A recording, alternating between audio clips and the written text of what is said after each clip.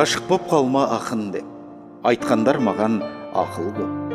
Ауысар едесінен көрсегер сені жақын кеп.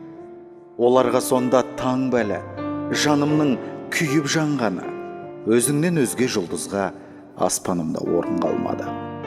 Жылатып тұрып күлгіздің, шалықпен өмір сүргіздің, бәрінің атын ұмыттым, өзіңнен өзге жұлдыздың.